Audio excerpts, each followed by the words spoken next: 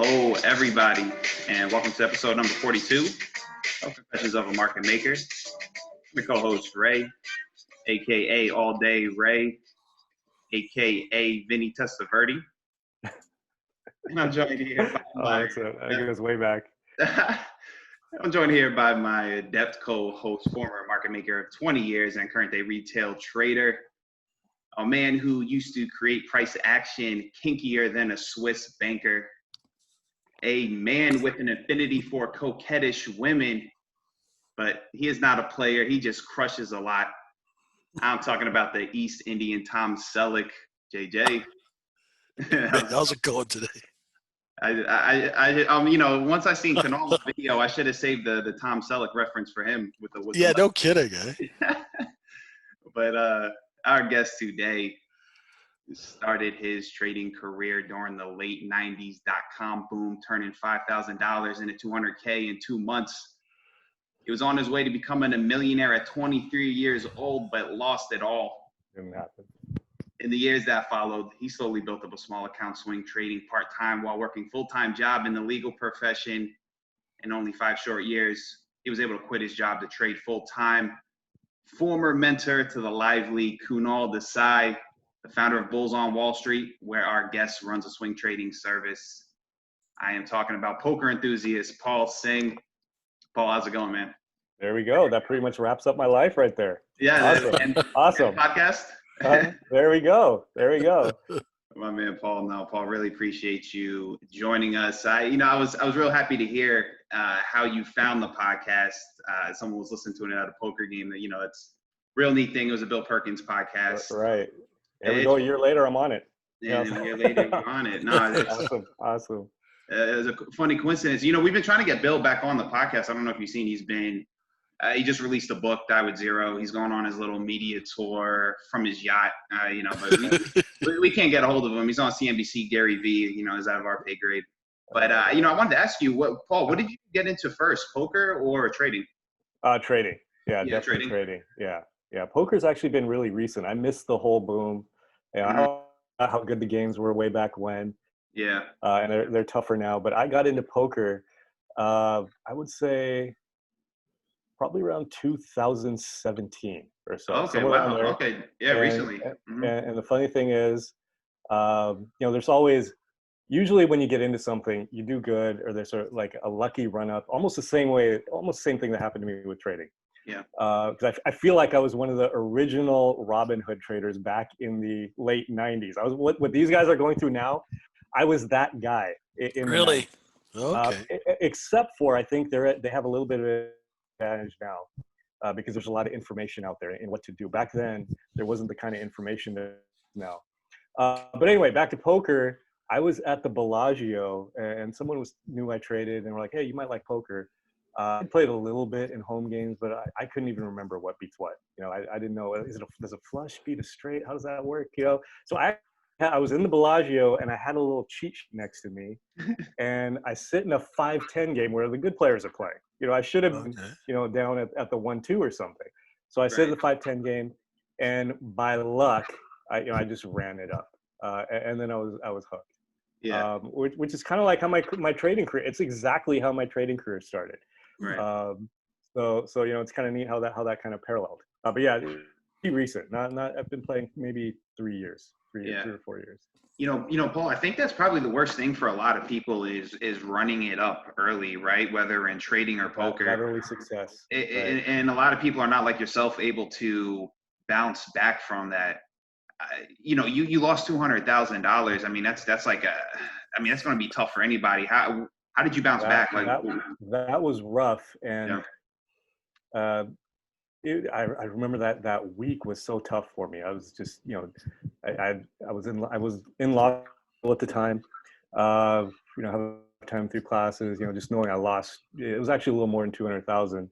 And back then, this is the late 90s when 200,000, it's still a lot. Exactly. But back then, it was like $1 million. But my wife put it into perspective. She said, you didn't lose 200,000. You lost 5,000. And that kind of put it in perspective. And I think that attitude that really helped me. I started trading again. I took a break, really focused on school. But then I got back into it. And I blew up another account, but it was different because I actually went in and started trying to learn. And that time, the 5,000 lasted longer. It wasn't just a boom and bust and I was done. But it lasted longer and I felt like I was getting it. And so it's interesting, maybe I didn't have the same success as I did before, but I really felt like, oh, I can do this. There's some things I'm missing, but I'm getting it now. And I blew another account, and then around it is you have to be in the right market too. So, got through, the bust of the internet boom, and then in a few years, the commodities and real estate boom hit. And I hit the commodity stocks really hard. And understanding now that, okay, you follow these trends and, these are the things you have to do, to be successful. And that's where I really started running it and grinding. And I got out of that mode of that lottery mode that I was in during the internet boom. Yeah. Where, I didn't have in mind that I'm going to place this trade in 2 months. It's going to turn into, $200,000, $300,000. I got in that kind of grinding mode where it's just, trade after trade after trade. And it took time, to actually said 5 years. It was probably a little longer than that. 2012 when I really branched. Is he still there? Oh, he froze. Seems like we have a little Yeah, he delay here. froze. I'm gonna pause this. Sorry guys, sorry listeners. All right, apologize to listeners. We had a little technical difficulties. We're back. All right, Paul, we were talking about how you lost 200,000. Left off somewhere with your wife, I believe. Right. So yeah, I don't remember where we froze off, but she had talked me down, basically put in perspective that, hey, it wasn't 200,000 you lost, it was 5,000 you lost. That's what you put in. And that really helped me, because I was thinking, you're always looking, because at the time I was like, oh, I've got 200,000 now. I'll get 250, then I'll get 300, then I'll get 400, then I can quit law school, whatever. So that helped put things in perspective. The second time around, I waited a little bit, got through law school and started trading again. This time I actually went into it trying to learn. And that's what I would recommend to a lot of the Robinhood traders now, because I was basically going through what they're going through now. The big run up, eventually they might lose it because they really don't know what they're doing. But learn as much as you can. That second time, I still wasn't successful. I did lose the 5,000, but I learned a lot along the way. And then the third time is when it all kind of clicked. One, there was market for, we were coming out of the internet bubble, and a new kind of nice trend run coming in. Helps to be in something like that. For me, it was I think a lot of people think of it as like the real estate boom. For me, it was a commodity boom, because commodities will fire from 2004 to 2007 or 8. So that's when I really started to get it, understood trends, and started to pick things up, and also understand that I'm not trying to hit the lottery like I was back in the late 90s. And I think this would also be a good lesson for the Robinhood traders, that what you're experiencing now, it's probably not going to be like this a year from now. So don't try to recreate what you're going through. And I figured that and realized it out, and it took time. 5 and 6 years before 2006, 2007 to when I went full time in 2012. So that's kind of the short version of the journey. Of course, there are a lot of steps along the way, but that was kind of the process, thought process through that. Yeah. Do you feel like when you switch your mentality from maybe like home run hitting to singles, that was the shift in your trading journey? That was the shift. Understanding risk, figuring out risk, not only like risk for your trades, but account risk. Understanding to you don't want your account correlated in one area, non-correlated with the types of stocks you're trading, the type of setups you're trading, the areas in the market you want to be in. All this kind of putting all this stuff together, and necessarily focusing on stock picking either. Not thinking okay, there's a setup, there's a stock I'm going to trade, because on any given day, you could find 50 setups or things you're trading. You could find 50 or 60 different setups that are clicking for you. Are you really going to trade those? No. And you have to kind of understand where to go, where the money's flowing, all that kind of stuff. So putting all of these things together was kind of the light bulb. Understanding risk, and then putting all of these things together, understanding the market's this big kind of holistic thing that you got to understand. So as I developed those skills, that's when, the account really started growing. Yeah. I'm interested during that era, the late 90s, early 2000s. Mhm. Obviously, the retail trading landscape was way different than it is now. I imagine not as many resources. How did you go about learning? I mean, it sounds like a Oh little my bit trial gosh, and error. it was a lot of trial and Yeah. error. I mean, I remember hanging out at Barnes and Nobles. I would hang out to meet people. I would hang out in the finance section, because if I talked to anyone, buy and hold, and I'd figured out pretty early on that there are other ways to do it than just buy and hold. So I would hang out at Barnes and Noble. It sounds crazy, but just hanging out at Barnes and Noble, literally trying to talk to anyone who came by.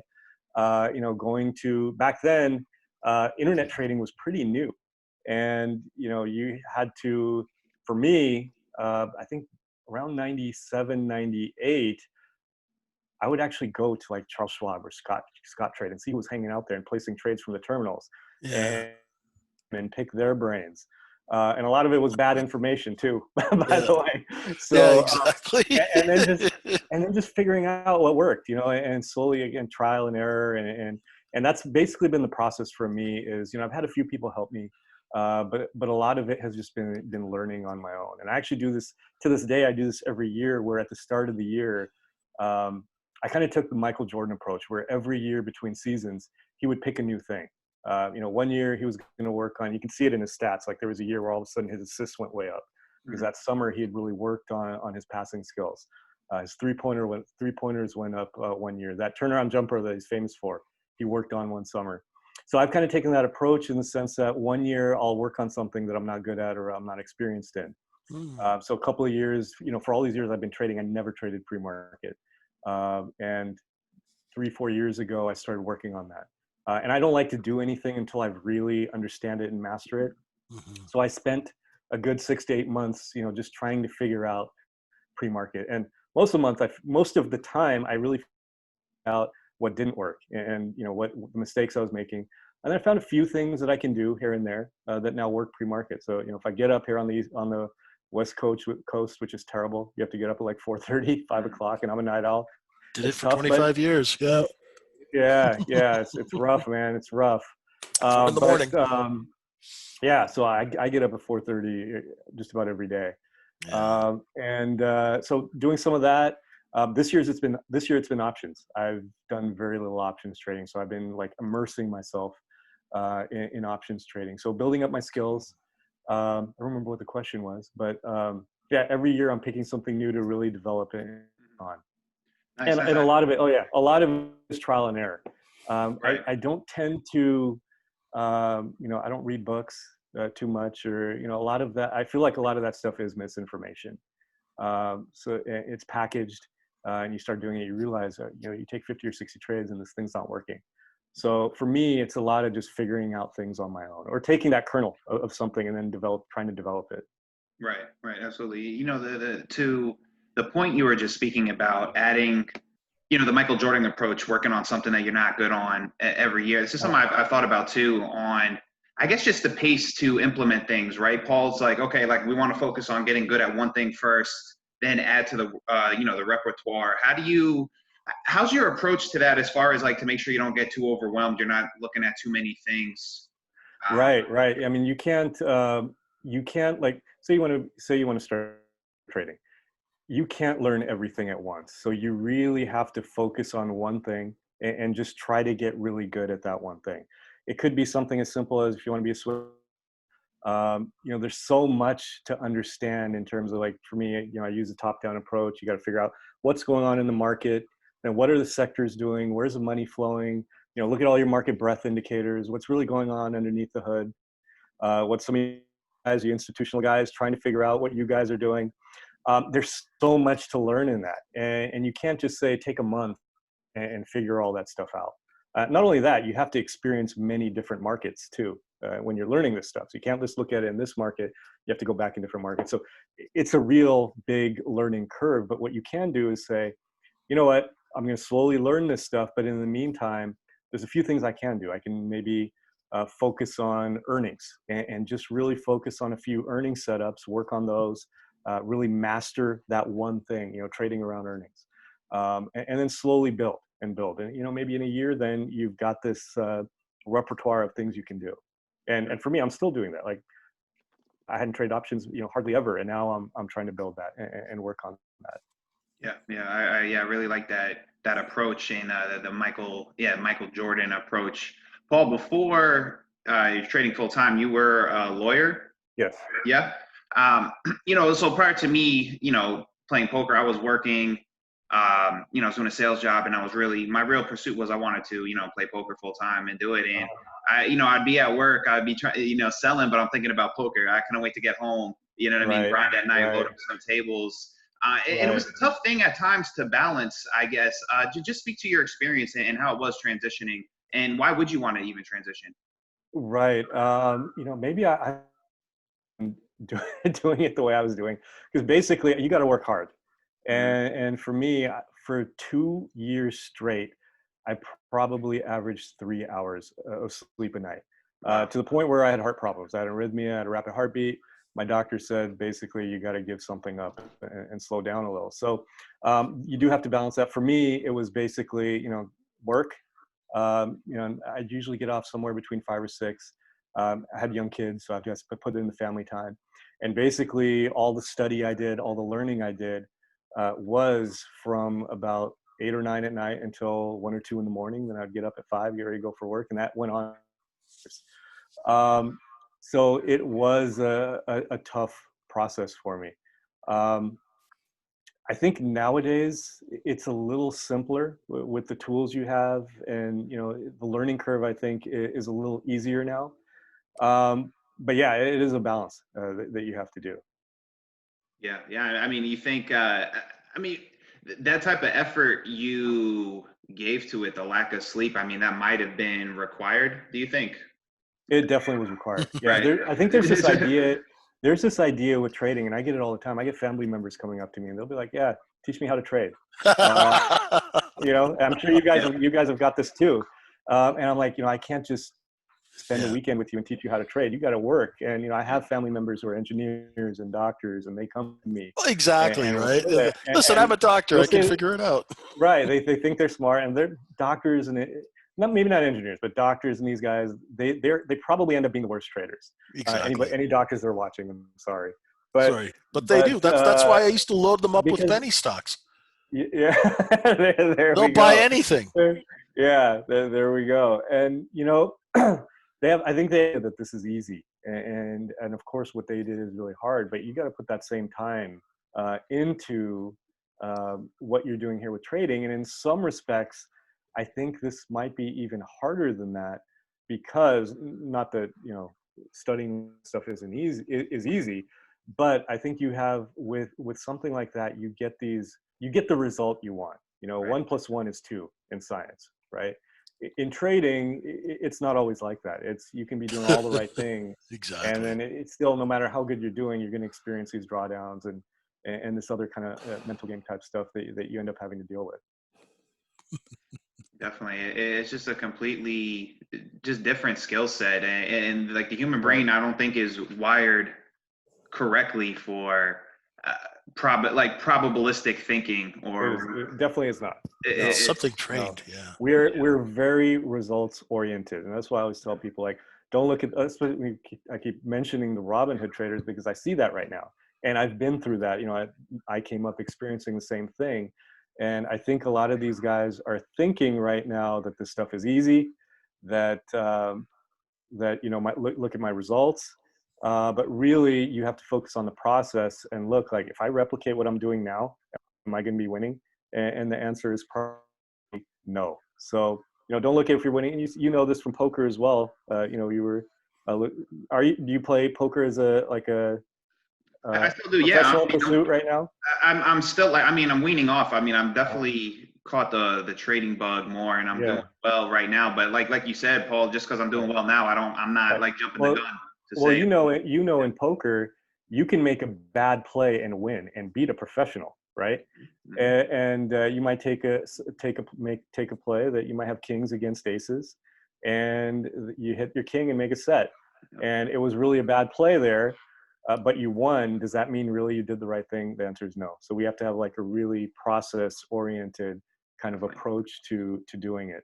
Definitely. Yeah. I mean, I guess, we could talk about this now because I know this is something we were talking about off camera, just like the lessons that we learned from what I've learned from poker, what you've learned from trading and poker as well, that can translate into real life. And I think that just objectivity, to get yourself outside of the results and analyze something, I think that you can further extend that even into life. I think, Right. Right? Oh, exactly. Yeah. What do you think? What other lessons have you learned in trading that you think translate over into life? Lessons I've learned in trading, a lot of mental game stuff. Yeah. In terms of, I probably walk around with this probabilistic kind of thinking now. I'm always thinking, I don't think of things kind of with like right or wrong or yes, no. There's always these shades of gray, Mm-hmm. and I think my wife gets a little annoyed by it. Even when we're thinking about dinner, I might say, well, there's a probability that this might end up being a good dinner, and she gets tired of it. But I think I'm always thinking in that kind of mindset, which I think is a good thing. I do too. Not thinking in these absolutes, Yeah. and understanding that this process-oriented kind of thing also really helps in life. Something as simple as exercise. I've had weeks where I felt like I was doing the right thing, and maybe I didn't get the gains I wanted, and I realized, well, I'm doing the right thing, and if I just keep doing it, the results are going to come. Absolutely. No, I love to hear that. I think the same way, Kunal, especially the probabilistic thinking. And sometimes it's hard for me to connect or vibe with certain people who don't are just so black and white. And I'm like, it's just not how things are. Things are not black and white. Right. Well, okay. Here's something that probably annoys people. Like say we're talking politics. I try not to talk too much politics, but someone asked me, I was actually at someone's house the other day and we were talking about, having a gun at home and protecting yourself. And they were like, what are your thoughts on that? Do you believe in, the right to bear arms and all that kind of stuff? And I was like, well, and I went into this kind of nuanced kind of thing about, yeah, I believe in it, but some of it should be, we should temper back. And he couldn't figure out, like, is this guy a liberal or a conservative? And I said, I don't fit into these labels. I think, in these shades of gray. So maybe, I can't just say, yeah, I believe in it or I don't. So sometimes that hurts you a little bit, but I think it's a good way to go about living your life, thinking in terms of these probabilities. Absolutely. Yeah, no, I 100% agree with you, Paul. It's just rational. I think it's the rational way, logical way of thinking, going about things. I want to come back to the job thing, because I wanted to ask you about maybe tips for people, because I'm sure some of the listeners want to pursue trading as a full-time pursuit. Any type of tips you would give to them having a full-time job and pursuing this? Study a lot, practice a lot before jumping in, really know what you're doing. Like, I was saying before, I don't really do anything until I feel like I've really mastered it. And, right now with options, I've put on a few options trades, and I feel like I really understand it. But until I really feel like I've mastered it, I'm not going to do it. So, I would say work hard, take it piecemeal. Don't try to learn everything at once, because there's just so much to learn, and slowly build up your skills. Don't be in a hurry. And I think that's a problem for a lot of people too, is they're just in a hurry. And if you're in a hurry and you just start doing it right away, you're probably going to do what I did, which was blow up a few accounts. So if you don't mind doing that, that's fine. But if you want to really protect your money, learn everything you can. In trading specifically, understand risk, understand. The first thing I would say is, if you're thinking it from sports perspective, understand defense before offense. Understand protecting your capital, because in trading and poker and all these things, it's your little nest egg there is really what's going to make you money. So protect that. So come from that perspective. Well, excellent. We had your mentee, if that's what, mentee, Kunal Desai on the podcast. He calls me his sensei.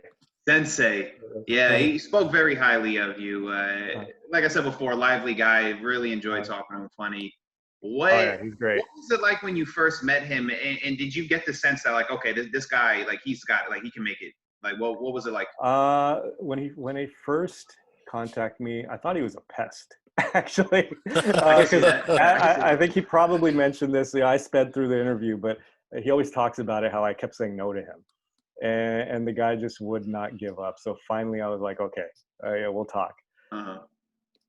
So, yeah, so we got together, um, and he was just like full, you know how he is. He's full of energy. So it was like slowing him down. And, you know, he would do this thing where you thing, and he just wanted the next thing and the next thing. Mhm. And it was like I was saying, you got to master this one thing. So yeah, what was your question again? We started Just talking just about just him. thoughts what it was like meeting him. Did you like when did you like so obviously you accepted him into Uh, mentoring him. Did yeah, you was so there something about him that you knew like okay like I think he's got what it takes? he was, yeah, he was driven. I mean, he was Yeah. messaging me all the time, contacting me all the time. You know, we talked on the phone, we talked on you know, we messaged each other. Back then there wasn't really video chat like this, and we were in different states, obviously. Hmm. But I think it was pretty evident right away he was going to work at it. And um, once he made a mistake, he corrected it and it again. And surprisingly, he's really disciplined. For someone, you know, you see a guy like that with full of energy and Yeah. go. Uh, he's really disciplined. So Right. yeah, it was pretty evident right away he was going to be a good trader. Yeah, that's great. Yeah, because I think Paul, I relate to Kunal in a sense. Like I maybe I'm not as high as energy as him, but I believe I'm like high energy. I'm probably a little bit maybe aggressive with my style trading. You Oh, know, you're high energy. yeah, and I'm a little aggressive with my trading style, but I believe that comes from poker because as you know, Paul, like winning poker is aggressive poker. And so like, you Right. know, and I'm used to playing multiple tables, so I always want to kind of like be in the thing. But as JJ can attest, or at least I think he could attest, Uh, with that style, you got to have discipline. Because if you're not Oh disciplined, yeah, otherwise you're wiped out. yeah, it'd be a train Right. wreck. Yeah, Right. it'd be a Right. train wreck. You know. Yeah. So yeah, so No, yes, yeah. yeah. Go Sorry. ahead. No, that's the one thing I noticed about Ray. I've been working with him for about a year now, and you know, he's the same way. He's very, very high energy guy, but he has a surprising amount of discipline because of his background in poker. You know, so Right. he knows like risk management, where most retail traders, man, they'll because you're clicking a button. There's nothing. In the old days, you'd call your broker, place a trade, and he'd go, "Really? You're going to do that? Yeah, that's kind of fucking stupid." And Right. you know, there'd be those checks and balances. Now they're just click, click, click, click, click, and with no risk management or not even, you know, it just whistles right through them. And Ray was completely the opposite, you know. So Right. that's really cool. I find them very similar that way. They're both Yeah, high energy, there are definitely a lot of similarities. but high discipline. Right, right. A lot of different, and with them, and also with poker and trading. And if you've Yeah. learned, you said you started poker and then got into trading. Yeah, correct. Yeah, Yeah, so a lot of those types of things transfer over really well. absolutely. Yeah, absolutely. Yeah, no, that's why I felt fortunate in because I think like a lot of the lessons, like the mental lessons or like the dealing with losses, I had so like I mean, Paul had near a Mhm. decade experience with handling that. You know what I'm saying? So Right, it was just more of right, getting down the technical stuff. So you know that was a blessing from that aspect. right, Paul, right.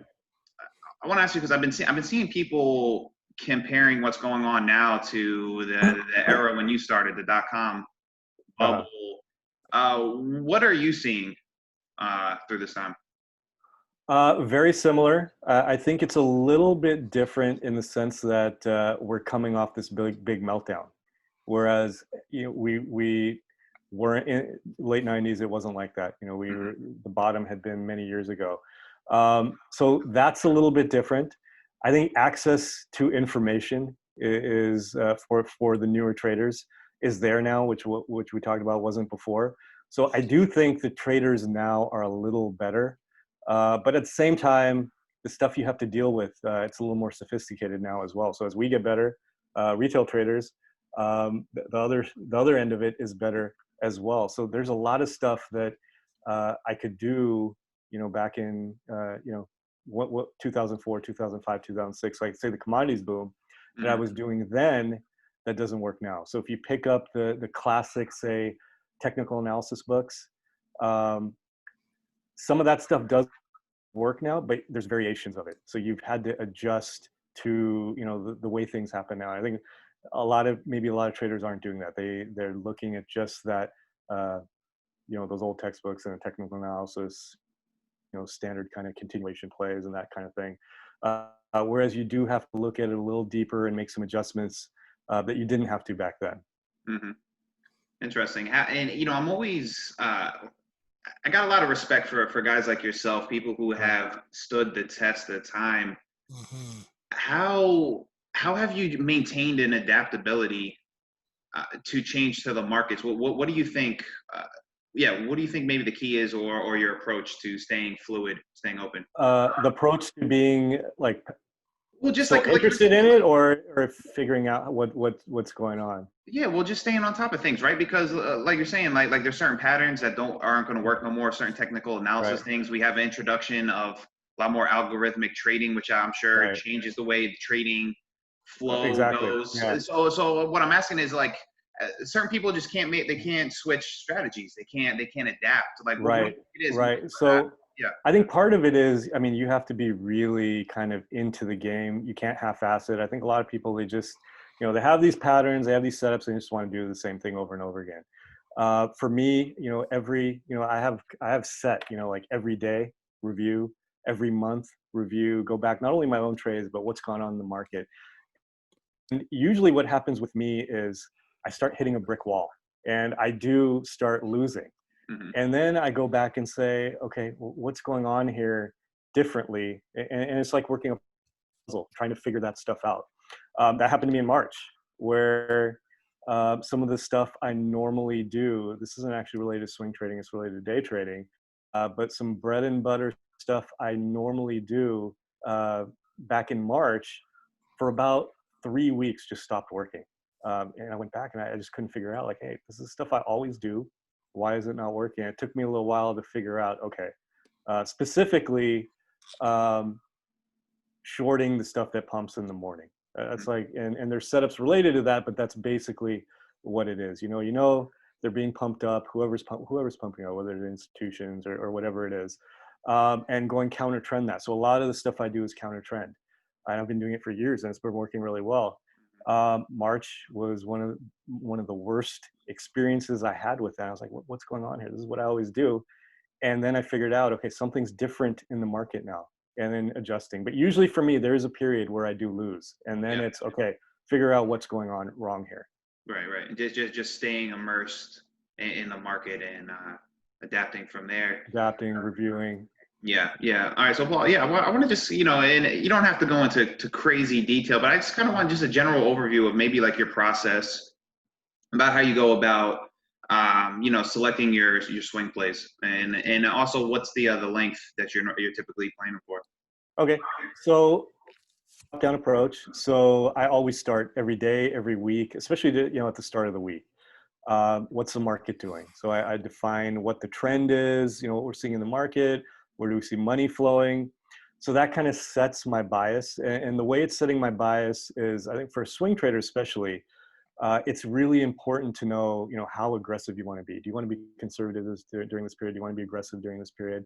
So that kind of sets the tone for, okay, I need to be aggressive here. Need to pull back a little bit here. Maybe we're a little overbought. Shouldn't be trading as much. So that's the tone for that. And also, what kind of setups do I want to be trading? Do I feel like we're at the start of a trend where I can really get some momentum here and maybe hold on to positions a little longer?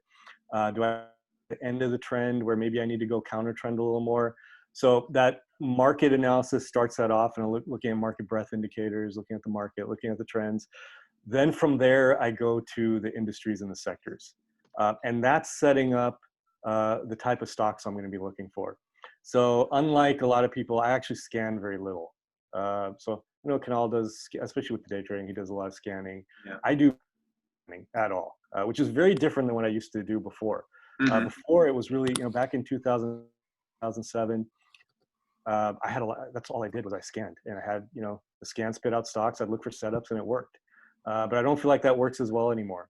So I think you really have to understand things at a deeper level. So I do very little scanning now, aside for scanning for breakouts, breakdowns, overbought and oversold stocks. Outside of that, for swing, I do very little scanning. Mm-hmm. But I break down the sectors, try to see where money's flowing, where do we see rotation, and from there, picking the best momentum stocks. Okay. So now I've got the stocks that I'm looking for. And from there, then I'm looking for the setups. When I was analyzing the market, I had an idea that these are the type of setups that are going to be working. Maybe, right now with, the tech stocks, especially software and cloud-based, I've been looking for, the counter trend stuff, the failed breakouts. That's been working really well recently as we see rotation out of them into some of the stuff that's been beaten down. So always kind of looking at where is the rotation, where are people getting trapped. So I think a lot of these people right now, especially in the cloud space, buying the dip has worked.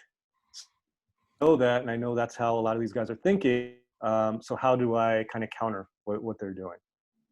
Sure. Good stuff. Thanks for that, Paul. I have, I'm not swinging too much as recent.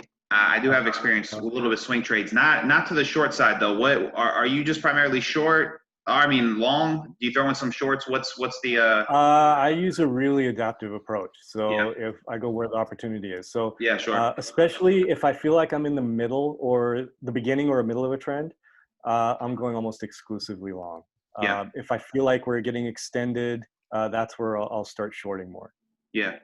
What can you speak to maybe the risks of swinging short? I mean, I'm really not experienced. I really don't know anything. I just hear people like, oh, don't swing short, don't swing short. I just hear this.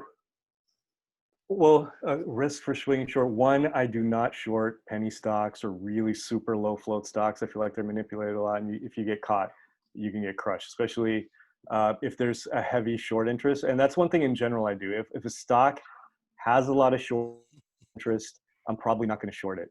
Yeah.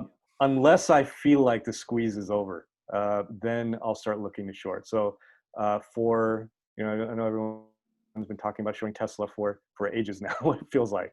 But I didn't short it once during that period.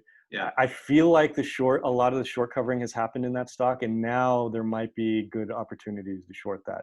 Mm-hmm. But so I would avoid stocks that are heavily short. Avoid the really low float stuff. I trade those to the upside, but I avoid those in terms of shorting. Yeah. The other thing is the shorts, the moves happen really fast, so you have to catch them. Yeah. And you can get shaken out really easy. Right. Definitely.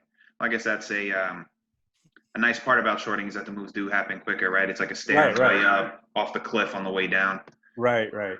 Jay, I know you've been following Tesla somewhat closely. What do you think? He's saying he thinks most of the short covering is done, or what do you think?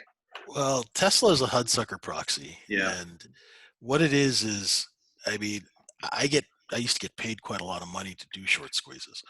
So what you do is you do exactly that.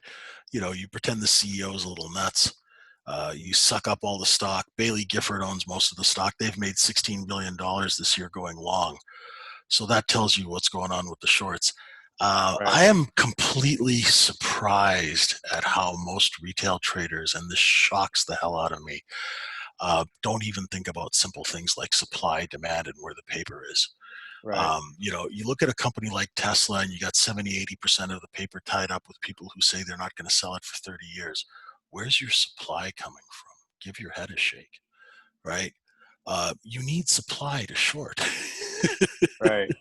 Right. I don't understand how people, they don't even look at the structure of a company, how a public company is structured. And I've taken over 200 companies public. How a company is structured affects how it's going to trade. And that's how once I was able to take a stock from 30 cents to $300, and it basically had nothing in it, but I had all the stock outside of DTC sitting in a UPS box. So, you'd be buying people in every day, and there's just no supply. And charts are wonderful, but I once held a stock at $30 at 90 RSI for 3 months. So all that stuff is really cool and everything, but trading, It's trading funny is that, supply and demand, man, and it has been for 300 years. It's funny that you mentioned RSI because when I don't have any indicators on my charts anymore, Cool. And I figured out pretty quickly. Well, not pretty quickly. It took me some time, but I figured out that these RSI indicators, they really don't tell you a whole lot because these stocks can stay at those levels for a long time. It's structure. Structure is everything. But people think, oh, RSI 80, I've got to start shorting now, and that's not the case. That's not the case at all. It's Ray will show you a deal I did. I have a chart where we didn't have a down day in 2 years and we got written up in Bloomberg. Oh wow. Yeah, I took the stock from $2 to $6 and held it there. It was a 2-year deal. Uh-huh. And it was a box deal, and most traders don't even know what a box deal is. Right. So Tesla is a box deal. Every time this guy goes and acts crazy, he's crazy as a fox, right? Because you're inducing the short. Right. See, what I would do when I tried to get people short, right? I'd try and suck shorts in. I'd shop a fake block. So you got a $25 stock. I'd call the block guys and go, look, there's 5 million shares at a 30% discount being shopped around. So everybody would start shorting it. Then I trap them. Right. Right. So basically the moral of the story is anytime Elon Musk does something crazy, get long. Get long. Yeah. Get long, right? If you, there's a movie called The Hudsucker Proxy, Paul Singh and Tim Robbins. Yeah, right? It's old school. Yeah. Back in the was that early 90s? I remember that one. Yeah, but that is all about stock manipulation. Right. Yeah, don't short it, man. Jay, I think that's been one of the biggest things I've learned from you, and speaking to Paul with the indicator bit, right? It's like it doesn't matter what if a big player wants to move something, it's going to move. It doesn't matter what these indicators are saying. If it's a big right. It doesn't matter. That shit's going to happen. You know what I mean? I've traded for guys, the kind of money that they have, and they move markets. And I've done short squeezes for some pretty crazy people. Where you squeeze a stock so badly that will take down 2 or 3 clearing firms, right? Wow. Yeah, so yeah, my clients are guys who take down clearing firms for fun and entertainment. That was going through my head. Like I was imagining these old guys just high-fiving each other. As they oh yeah, it's the parties are wonderful afterwards. But so I love how retail traders tough it out. Like I'm listening to your story, and it's because I remember in the 90s. I was just filling all your bids. Oh yeah. Because my clients asked, "What was the volume? How much did I sell? See you tomorrow, kid." And price didn't really matter because it's just stock is just paper. You can always print more. Right. And it's just fascinating and now I've learned about retail trading and the discipline, because when I started retail trading, I was like, yeah, I can do this, right? Then you're losing. You're like, hey, wait a minute, and then you start learning about, discipline and journaling and setups and all of this. And I'm like, boy, these guys really work hard. I have a lot of respect for retail traders. I'm sure coming from that background that you have gives you a lot of insight when you are retail trading. You can kind of see, okay, this is what I would be doing this period. So, I should be avoiding this or doing that. Yeah, and that's what we teach. And but I have a lot of respect for guys like you, especially in the 90s, because trading books were like $300 back then. And there was not much information. They were $300 and they were garbage. Yeah, exactly. Right. Nothing in those things worked. Right. And you had to get them from New York Institute of Finance and order them and stuff. Right. But I was lucky because I lived in a city where there was a stock exchange, so I weaseled my way in, right? But and started on the institutional side. But yeah, for retail traders, I have a ton of respect for retail traders because the discipline that they have, and the self-teaching process, that's really to be admired. Mm-hmm. Paul, being a mentor to people, what would you say is maybe the most common area of trading that you find people struggle with the most? Struggling the most, I would say, getting caught up in kind of that fear of missing out something, or just losing the discipline, losing the, you have these things you're supposed to be doing, and then you see something like Tesla skyrocketing, and you lose that kind of discipline and feel like you have to just jump in. Because really, when you think about it, it's tough, but most people, I think, have the ability to understand what you need to do. But then are they going to actually apply it and do it? And then our emotion, like you said, we're not wired to do this stuff. Yeah. So the emotions get involved and you just kind of veer off and start doing the wrong things. And then guys like JJ there can take advantage of it. Right. Yeah. So Paul, yeah, I want to ask you about these Robinhood traders because you almost like said you was a Robinhood trader I back was. in I the was the day. OG, the original, right? Yeah, Yeah. yeah. And this is what I think, and you being a poker player too, so maybe you can understand where I'm coming from with this take I'm about to say. When I seen all this happening, there's a lot of people like knocking the retail trade or the Robinhood traders.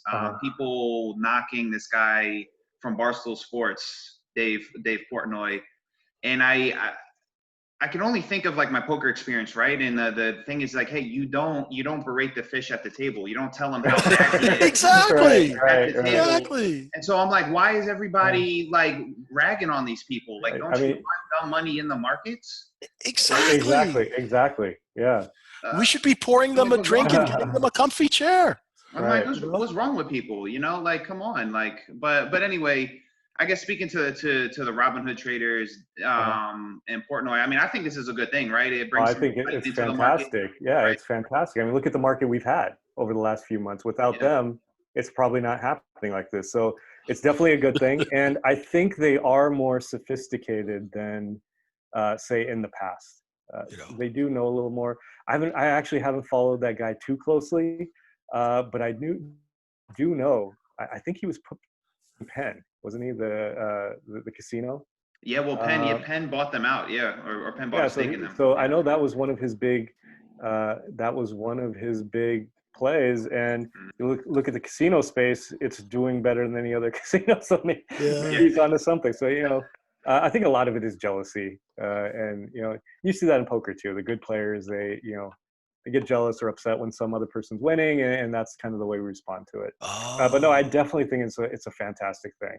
Yeah, it has to be. No, and it does. It tilts me when I see people like making fun of them or like, it's like, come on, man, like stop it, man. Exactly. Everyone's got to learn. And if I can say something, just on that, like BlackRock, Vanguard, and Berkshire have 1 billion shares of Apple. They got to sell it to somebody eventually. Right. We got to have the retail in the market so it's a market. We got to bring people in to sell them stuff. Right. Yeah. Because I don't know. Because I mean, I'm thinking from like a theoretical standpoint. Doesn't it make it creates a bigger edge, right? If you have more people in the market that don't know what the hell's going on, it's going to create a bigger edge for the people who do know what's going on. But I don't know. Maybe that's the way I'm looking. Their stops are our liquidity. Yeah.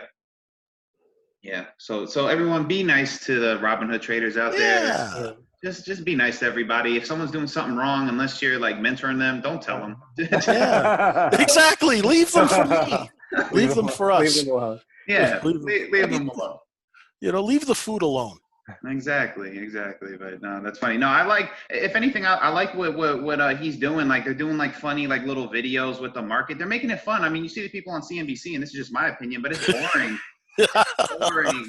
Right. I think and I think that's why the Robinhood traders or the younger people are gravitating towards him because he's making it more modern. He's making it fun. Right. For people, and I don't know. That's my thoughts. I think it should be more fun for people. But all right, that's enough of questions. We're gonna ask some Paul Singh. Get to know him. Paul, I want to ask you this because I know you're a San Francisco 49ers fan. Oh, diehard. Yeah, always got my hat here. Close to me. There we go. Actually, excellent. You rarely ever see me without this. I comb my hair for you guys. Yeah. Paul, I love Kyle Shanahan. I think he's probably one of the best coaches. Oh, he's amazing. In the league. He's very fortunate. Great defense, obviously. Great running game, all that. But how do you feel about Jimmy Garoppolo? I love him. Yeah? He got us to the Super Bowl. I mean, especially after the quarterbacks we've had. I mean, Kaepernick was good, but we've had a lot since Steve Young. We've basically had two good quarterbacks, Jeff Garcia and Kaepernick. So he got us to the Super Bowl. I know he missed the one pass at the end to Sanders that everyone gets on him for. But also, as much as I love Shanahan got super conservative in the second half. So I don't think it was all on Garoppolo, but I love him. Also, he's coming off that same injury that Brady had way back when, where Brady missed the whole season. It took Brady an entire next season to get back to being Brady. So if you think of Garoppolo in that same spot, this wasn't the year he's going to be really good. It's going to be this coming year. So Yeah. I'm bullish on the Niners, definitely. Even though I know I'm biased, I'm supposed to be objective, but I am bullish on the Niners. No, I am too. No, I'm a big football fan, Paul. Uh, Do you? Nothing crazy, but I'll bet a little bit. I'll play like DraftKings. mhm. Are you involved in any like gambling in the football space? Just for fun, nothing Yeah. serious. I actually about a week ago I put my Super Bowl bet in. So Okay. I basically think there are three: the Ravens, the Chiefs, and the Niners. Especially in this season, when you think about the fact that there is no preseason, Yeah. not really much of a training camp. Right. So who's going to do the best? The teams with the most talent and the best coaches who've had a system in place where you don't have to learn a bunch of players learning new things just because of the situation we're in right now with quarantine and everything. Yeah. So who are those teams? The Niners have Shanahan, Chiefs obviously have Mahomes and Andy Reid, Yeah. and then the Ravens, they have the reigning MVP, and then they have Harbaugh. Yeah. So I really think it's one of those three teams. So I basically put money on each of them to win the Super Bowl. So the Ravens are, I think it was 5-1, Chiefs are 6-1, Niners are 10-1. Okay. So same amount on each. So let's say it was. I don't want to say how much I bet. That's giving out too much information. But let's say if it was basically be putting down, if you really think they're going to, those three teams in it, you're putting down $3,000. If the Chiefs win, you 6,000. If the Ravens win, you've got 6,500. And if the Niners win, you've got 10,000. So that's the bet. That's the bet there right now. But All right. I just bet for fun. I just bet for fun. It's nothing serious. Most of my bets are between 100 and 1,000, somewhere in there. Right. No, it's just fun. Like I said, I do it for fun too as well. It's always a little bit more exciting when you have a little bit on. A little bit of juice on. You don't want too much juice because then it becomes miserable. Then it becomes miserable watching those games. But it's good to have a little action. Yeah. Sick. I always like telling this joke, Paul, and I'm pretty sure I've told it on the podcast, but I'll tell it again. It's like I remember like 4th of July, I was watching the fireworks. And then I realized I couldn't bet on it, and then I'm like, I left. Like, what am I doing? Hey, we're always thinking probabilities, right? Yeah, no Right. kidding. Right. Maybe you got to bet on next color or something. I don't know. I got to think of something next 4th of July. Right. But yeah, so were the Niners were favorite from the NFC? I don't know. I haven't looked at the odds in a little bit.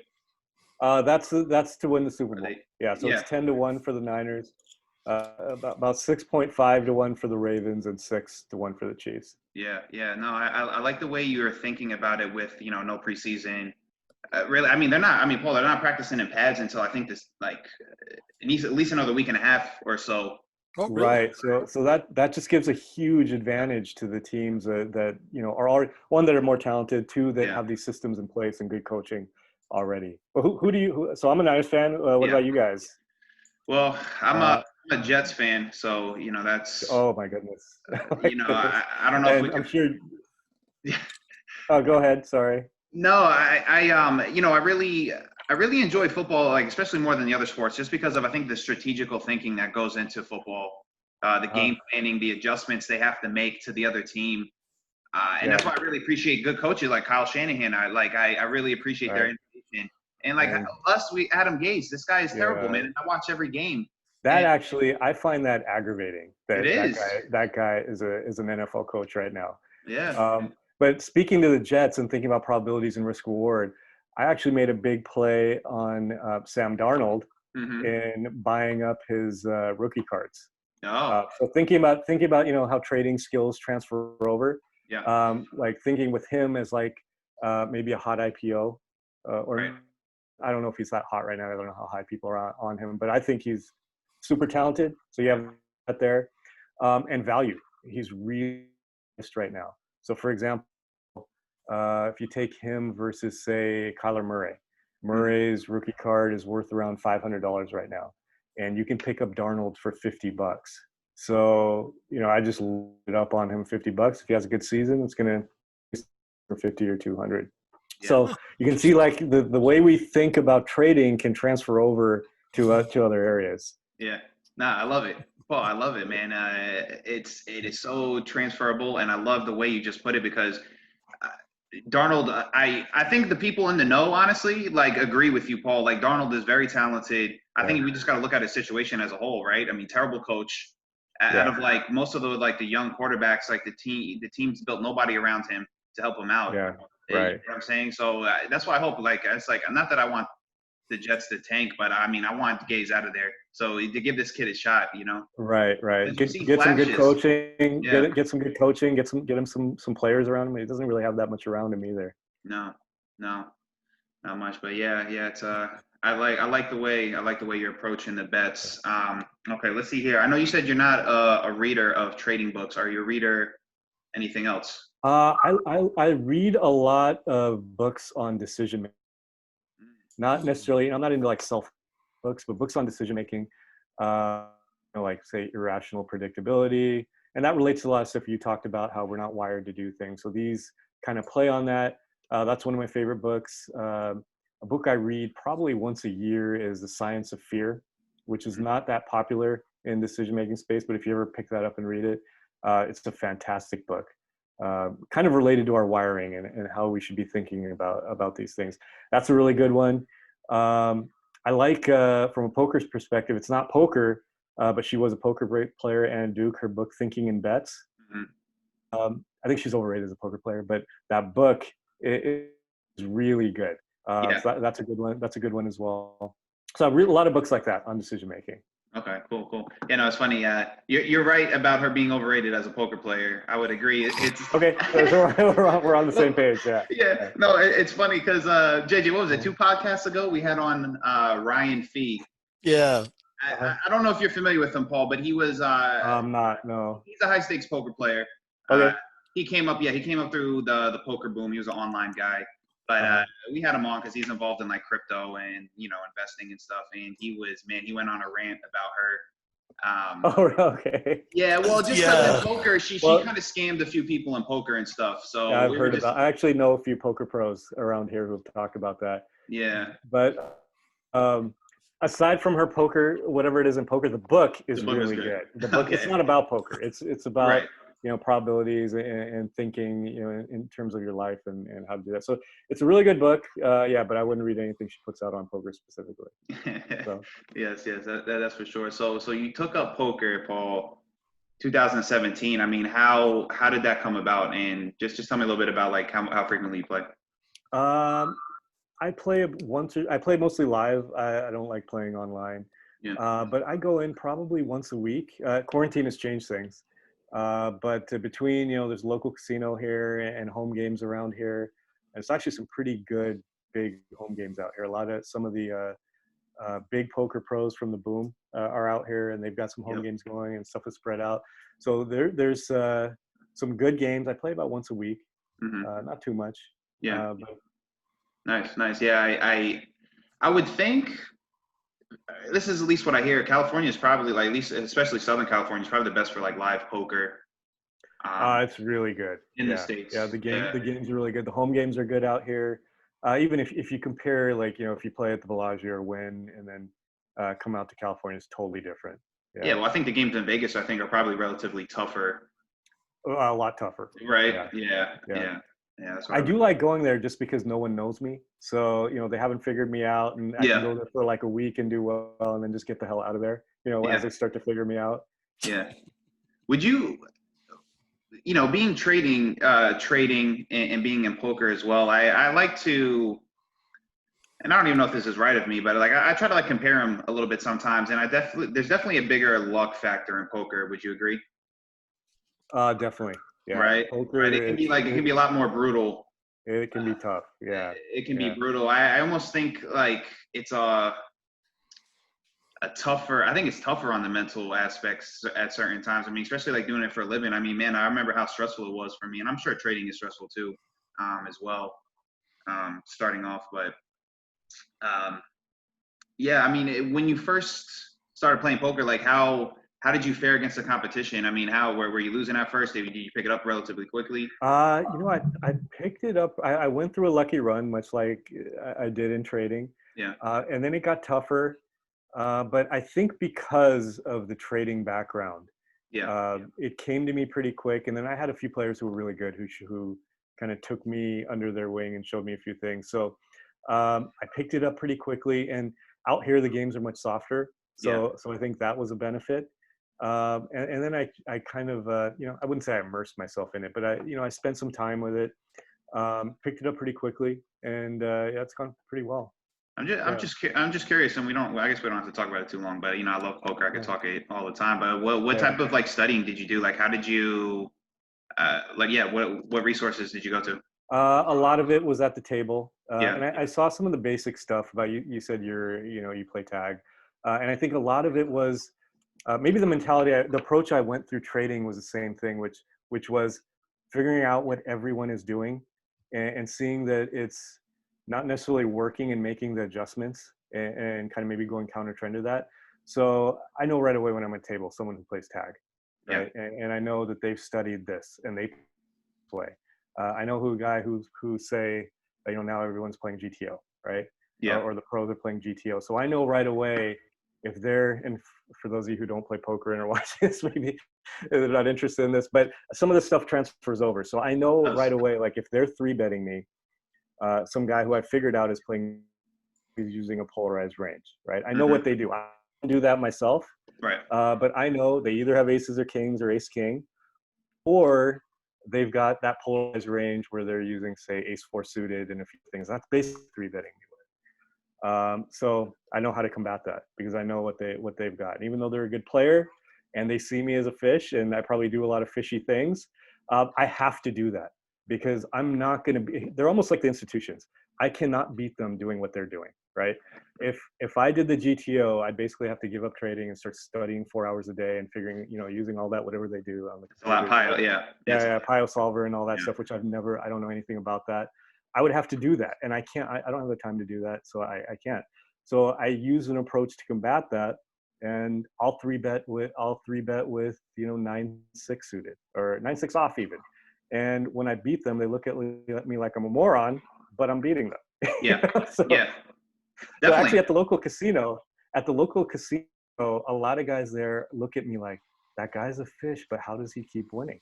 Yeah. And that's basically what I'm doing. Is I shouldn't probably say this now, not that any of those guys are going to watch it. Yeah, hopefully they're not watching. I basically know what they're doing. I know they're better than me too, but I know what they're doing, and I'm kind of counteracting that. So and that's kind of like what we're doing with trading too. So it's some of that I'll identify right away. Okay, I'm playing with Ray. He plays tag, so I know he's going to be super aggressive. He might had ace king, and he's going to continuation bet 70% of the time. So I'm not going to automatically fold. I'm going to challenge him more. Mm-hmm. So there's these kind of knowing, figuring out people, judging the kind of the vibe at the table, kind of like in trading too. You're trying to assess what's going on in the market now. Same. So a lot of these skills transfer over, and if you can transfer them over and understand, use these skills you've learned, you can actually apply them to a lot of different things, whether it's poker, whether it's trading, whatever you're doing. Yeah, definitely. No, and I'm, like I was saying before, I'm glad it's great to hear this because I think in the same way, it's like so many of these skills we've learned are transferable to all aspects of life. And just to touch on your poker approach, Paul, like I really do like it. Like for someone who doesn't study like the solver, doesn't solve, the perfect bounce strategy, the best thing to do is to take us out of the game tree that we're not familiar with. Right. You know what I'm saying?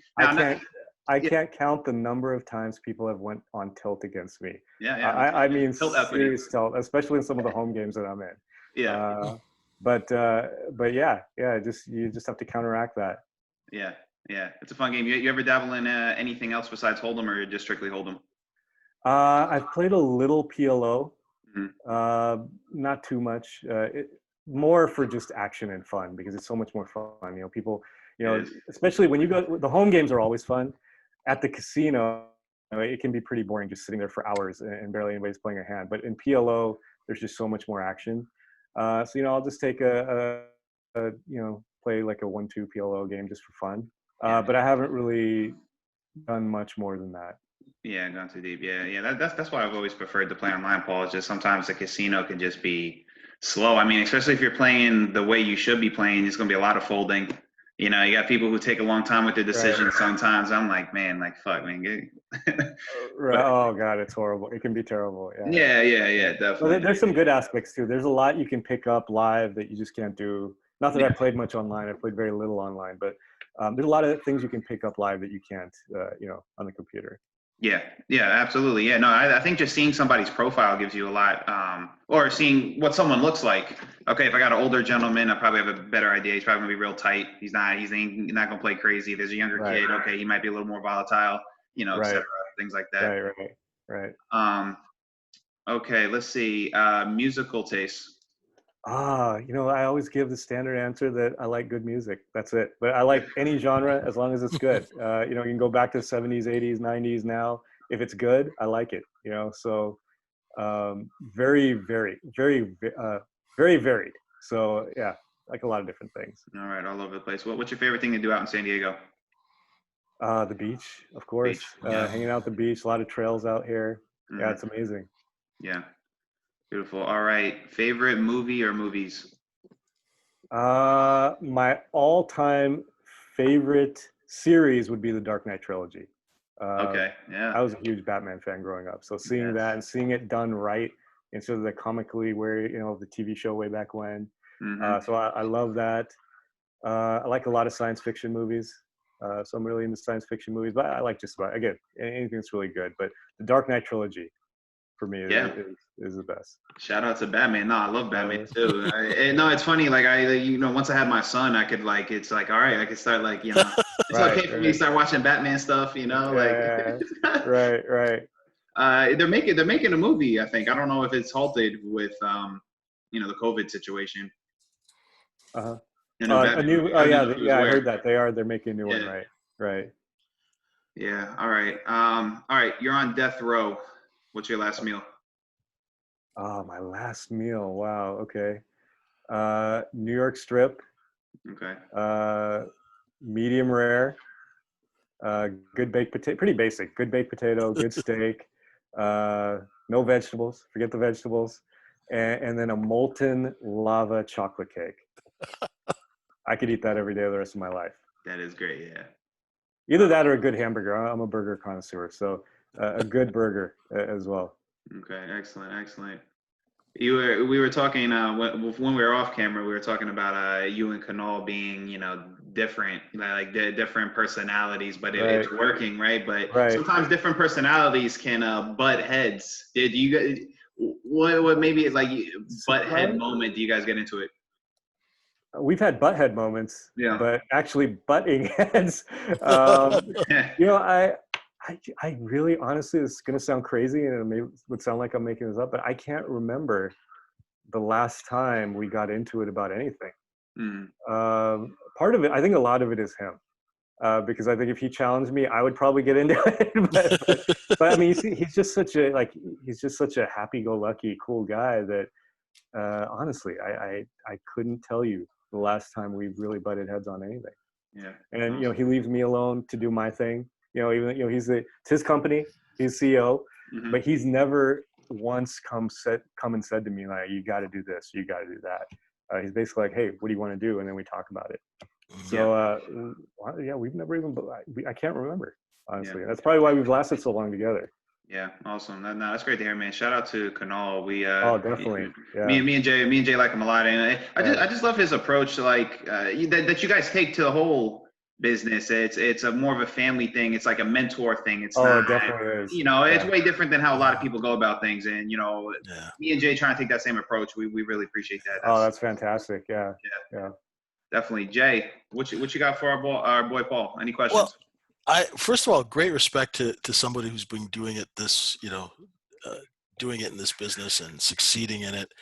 And it's funny because we're both South Asian. So now you're in law school, right?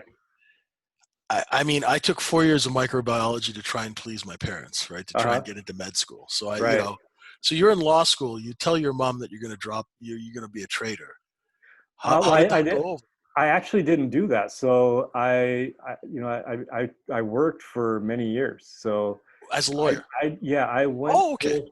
I didn't go to full time until 2012, and that kind of goes to my really cautious approach. Talking about before, where I don't do anything till I master it. Okay. So I traded from while working from 2005 to 2012. Oh, okay. So you actually passed the bar and worked as a lawyer. Yeah. So when I felt comfortable, and I was super cautious. So I had a big nest egg. The count, Yeah. probably could have went full time way before that, but I was really cautious. I tell people who want to go full time, don't be in a rush. Make sure you've got that nest egg. You've got a good amount of capital to work with to actually make a living off it. So yeah, it took me some time. So I never really had that conversation. I can imagine if I did, I think we probably wouldn't even be speaking now. It would not have went well back then. Well, I know. I got that too. And sorry, just to jump in, Jay. I'm sorry to get back in, but Paul, like I think that was the biggest thing. I think it's right to take a cautious approach, especially if doing it full time, right? Because especially you have a family. Like I have a son. Yeah. I think I probably wasn't even ready when I did it to make the transition. Yeah, that's it's tough. Very stressful thing. Yeah. There's nothing like having a paycheck that comes in every couple of weeks. I know, right. In some ways you give up a lot of freedom, and I think that's the allure. Everyone's looking for freedom, and it's fantastic to have that. But if you're not capitalized to trade full time, the stress level, I was capitalized to do it and I didn't have to worry. And still, if I had a losing couple of weeks, 3 weeks, it was tough. And now if I actually had to worry about paying the rent at that spot, I can't imagine what I would have done. And then all that stuff manifests itself in your trading. Oh yeah. I think some of the mental game stuff gets overblown, but there are definitely some issues, especially stress levels and that type of thing, where you really don't want to be in that spot. You got to be able to have a clear head. Yeah. So you definitely, I know there's a rush to do it and want to do it, but as long as you can wait to where you're comfortable, you definitely should take that approach. Yep. Good stuff. Well, Jay. No, that was about it. I was just because we've had we've had Kunal and now you, and so it's always interesting to get that perspective. You guys are part of the Wall Street family now. Let's say we got the Brown Guy Wall Street family. Yeah. Excellent. Yeah, no, I would especially to the listeners that are thinking or have ambitions to do it, take it from Paul. Definitely take it from me because I don't think I did it the right way, honestly, and I was stressed probably for like most of the time. I was playing poker. Yeah.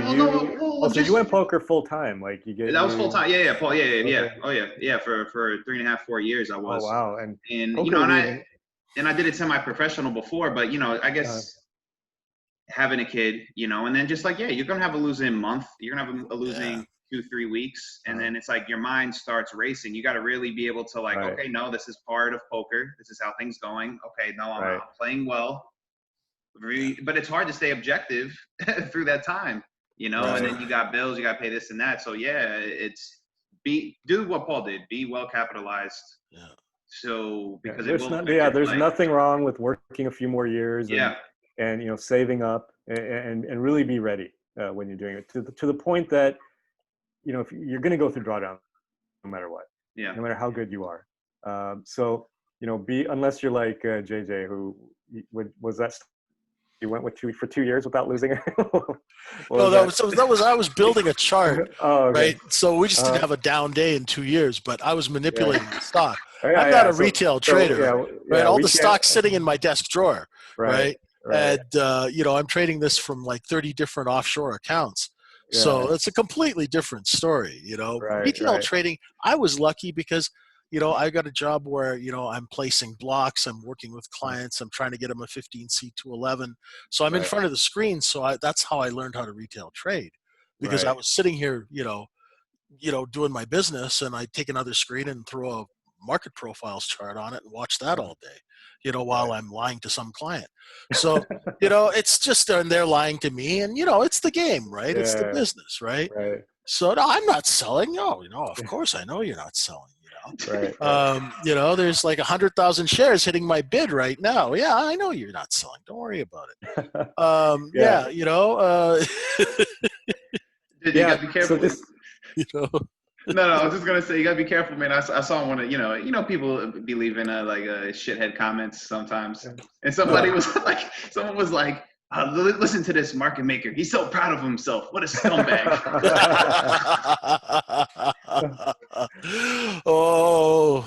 That's Yeah, adorable. That's absolutely adorable. this is, Uh, but yeah, I mean, I guess that about wraps it up. Paul, Oh, all right.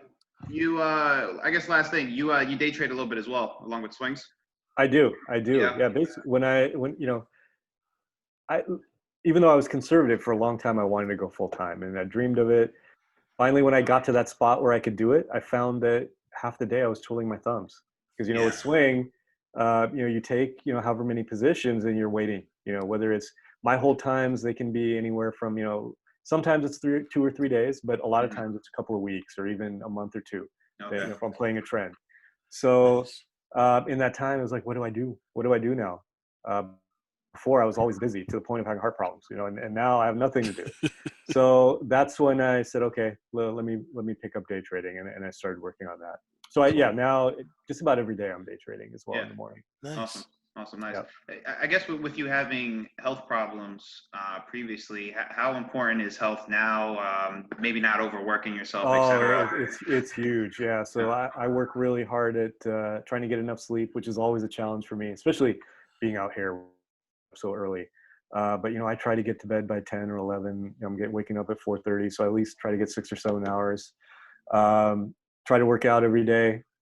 So yeah, I think that part of it is really important. I notice too when I fall off and I'm eating bad and not exercising, I do feel a lot more sluggish, and Yeah. I don't know if it actually transfers to results or not, but you just feel different. Yeah, yeah, it's interesting. I mean, that's something I thought about too, but I just think the fact that I feel better is enough for me to continue it, right? Like, Right. because I think if you don't feel good, then it's like I might play a mental game with myself. It's like, oh, well, I don't feel good. Maybe I'm not as sharp, or I don't know. That's Right. just Right. games I It'd play be with myself. interesting to see, actually go back and see, okay, during these periods, did I trade any? I don't know if it actually reflects on that. Yeah, But generally, just for yourself and your outlook and your emotional state, it's better.